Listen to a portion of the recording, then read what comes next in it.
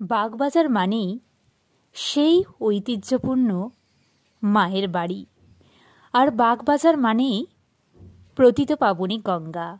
নমস্কার আমার সকল বন্ধুদের। আজকে আমার গন্তব্য হলো বাগবাজার।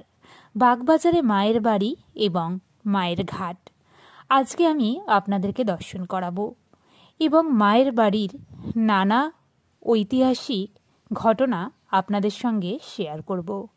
চলুন তাহলে আগে বাগবাজার ঘাট আমরা দর্শন করে আসি। হুগলি নদীর পূর্ব তীরে অবস্থিত এই ঘাটের আগের নাম ছিল দুর্গাচরণ মুখার্জি ঘাট তথা পাগলাবাবুর ঘাট। 2005 সালে 1 ফেব্রুয়ারি এই ঘাটের পূর্ণ সংস্করণ করে কলকাতা কর্পোরেশন। এই ঘাটে বসে কাটিয়ে দেওয়া যায় কিন্তু বেশ কিছুটা সময়। তবে প্রকৃতির এই সৌন্দর্য মুগ্ধ করে তুলেছে যেন আমাদের সকলকে। মনে হয় আরও কিছুক্ষণ থাকি এই ঘাটে। এই বাড়িটি হলো সারদা মায়ের বাড়ি। এখানে মা 1909 সাল থেকে 1920 সাল পর্যন্ত বসবাস করেছিলেন। কলকাতার মায়ের নিজস্ব কোনো বাড়ি ছিল না। স্বামীজি প্রথম থেকেই চাইতেন মায়ের একটা নিজস্ব বাড়ি হোক। সেই কারণেই আমেরিকা থেকে গুরুভাইদের তিনি চিঠিতে একথা জানিয়েছিলেন। তাই স্বামীজির ইচ্ছাকে বাস্তবায়িত করতে 1906 সালে এই বাড়িটির জন্য জমি কেনেন শরদানন্দ মহারাজ। 1907 সালে শেষ দিকে শরদানন্দ মহারাজ বাড়ি তৈরির কাজ শুরু করেন। এই বাড়ি তৈরি করতে সেই সময় প্রায় 11,000 টাকা লেগেছিল। 1909 সালে 23 মে মা এই বাড়িতেই পদার্পণ করেছিলেন। তবে মায়ের বাড়ির প্রবেশ করার সামনেই কিন্তু একটা ছোট ফুলের দোকান আছে। এখান থেকে চাইলে আপনারাও কিন্তু ফুল কিনে মায়ের কাছে নিবেদন করতে পারেন। তবে চলুন এবারে আমরা মায়ের বাড়িতে আস্তে আস্তে প্রবেশ করি। সামনেই আছে সিঁড়ি। এই সিঁড়ি ধরে ওপরে উঠতে হবে। ওপরে আছে মায়ের ঘর।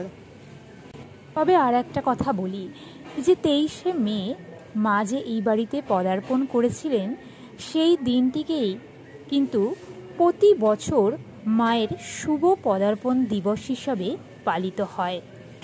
1909 থেকে 1920 সাল পর্যন্ত শ্রী শ্রী মা এখানেই বসবাস করেছিলেন। তবে ওপরে উঠে দেখলাম বেশ কিছু ভক্ত এখানে বসে কিন্তু ধ্যান করছে, আর সামনে আছে কিন্তু একটা লম্বা লাইন মাকে প্রণাম করার জন্য। আর এখন যেটা মায়ের ঘর, সেটা আগে ছিল মায়ের পুজোর ঘর। এখানেই মা নিত্য পুজো করতেন। পরবর্তীকালে মায়ের ইচ্ছা অনুসারে সেটাতে মা বসবাস করতেন এবং মায়ের প্রিয় ভাইজি সেই ঘরেই থাকতেন। যে খাটে মা শুতেন বর্তমানে সেই খাটে মায়ের ছবি রেখে পূজা করা হয়। 1920 সালে 21 জুলাই এই বাড়িতেই মার মহাসমাধি লাভ করেন।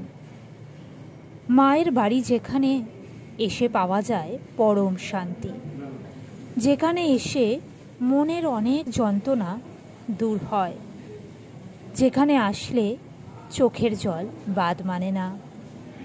এখানেই পাওয়া যায় পরম শান্তি। যিনি বলেছিলেন আমি 17 মা আবার অ17 মা।